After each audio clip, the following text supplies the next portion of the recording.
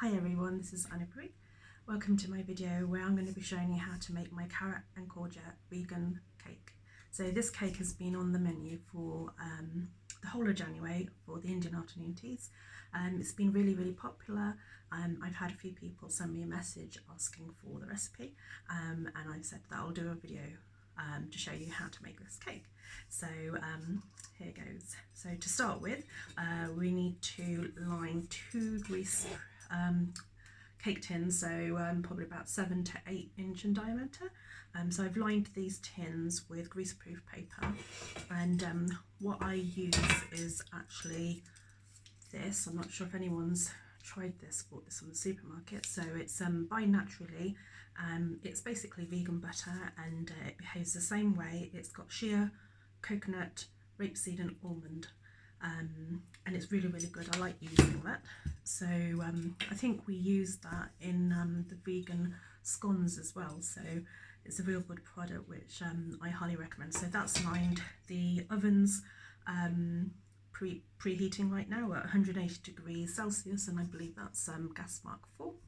I'm going to add about 300 grams of plain flour, so that goes into the bowl, and into that we need a teaspoon of bicarbonate of soda. There we go. And a teaspoon of baking powder as well, which is a must, so that goes in. I'm going to also add, if I can find it, I've crushed probably about 5 to 6 green cardamom pod seeds, so I've crushed them as fine as I can get them. So I put that in as well.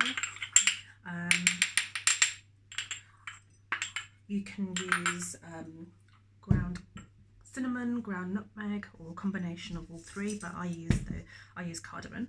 So that goes in. I'm going to add half a teaspoon of fine sea salt. There you go. That's fine sea salt. And that it goes. And I'm going to use 250 grams of muscovado sugar.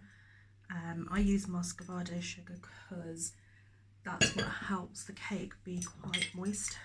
Sometimes when we have carrot cake, it can be quite dry, and I find using muscovado sugar, and even brown sugar, it actually keeps the cake really nice and moist. So I'm going to mix that.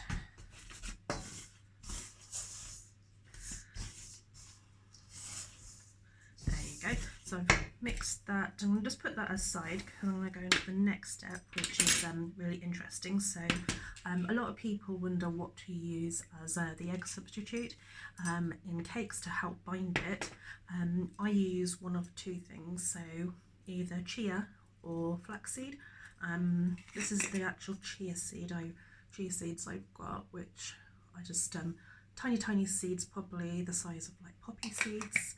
And what I've done is, for this recipe, I've ground 2 tablespoons of chia seeds in a grinder, so they look like that. Yeah, so that's nicely ground. And with that, I'm going to add 6 tablespoons of just really lukewarm water. Okay, let's put that aside. And I'm going to mix that, and it's going to thicken. It's going to resemble sort of the consistency of sort of beaten eggs, but actually I would probably say it's probably a bit thicker than that. You can see, very gloopy. So I'm going to leave that aside because that will just keep thickening, because the seeds actually absorb the water, which makes it the perfect consistency to use as an egg substitute in cakes. And you can use flaxseed as well. I use chia. So I'm going to leave that aside and go back to my mixture, which looks like that. And into that I'm going to add approximately 300 grams of grated courgette and carrot, and you can do it in whatever ratio quantity you like. If you don't want courgette, use just carrots. If you don't want carrots, just use courgettes. But roughly that's probably 1 small courgette and 1 large carrot. So I've grated that. I'm going to add that into the mixture.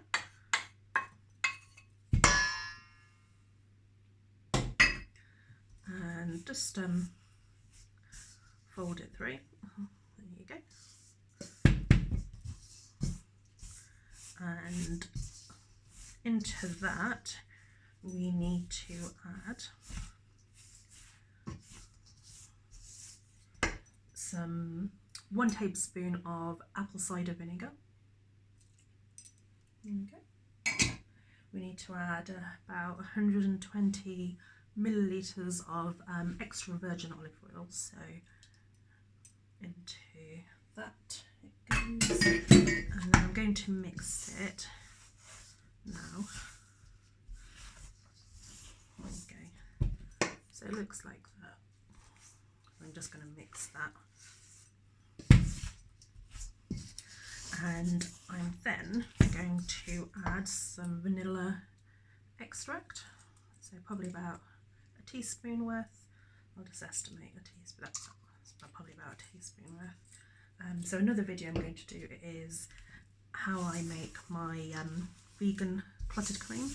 So I'm going to record that straight after I've done this one. So when I started doing the Indian afternoon teas, you know, we would get a lot of requests from like vegan customers, and I started experimenting and making the perfect vegan clotted cream, and it was a trial and error thing. I think a few customers got different variations of it. I tried recipes that I found on the internet, and in the end, you know, as it is, you end up coming up with your own recipe that suits you and works really well. So I'm going to be showing how to make that too. So that mixture looks like this now. So I've added the chia seed mixture and also the oat milk. It looks like that, and it really needs to be combined really well. So it cooks really well too, and because of how gloopy the chia seed mixture can be, it can be a bit difficult, so you do need to like look at the mixture, make sure it's really nicely combined, and that looks good. So I'm going to add some chopped walnuts into the mixture, and I'm going to add some sultanas too. So you don't have to add those, it's up to you. I like them, and I add them to this cake, which is really nice, and you know, combine that really well, and then I'm going to evenly distribute it between the 2 cake tins, and I'm going to bake it in the oven on the middle shelf for about 35 minutes, and then I'm going to make a vegan cream cheese icing, which is, I probably won't show it on this video because it's really simple to do. So it's vegan cream cheese, so it's this brand, it's 𝒕𝒍𝒐𝒖𝒓, and I use this brand of cream cheese. I've tried different types of cream cheese, vegan cream cheese, and I prefer this one. So it's literally a tub of that, so that's 200 grams, and I use about 4 tablespoons of icing sugar and a pinch of sea salt, and I, you know, blend it, and then I use it to sandwich the cakes together and decorate them as well, and that's it. So I'm not going to show that in the video. I'll show you a picture of the finished cake, and I'll also be doing another video on my vegan clotted cream. Okay then, thank you, bye bye.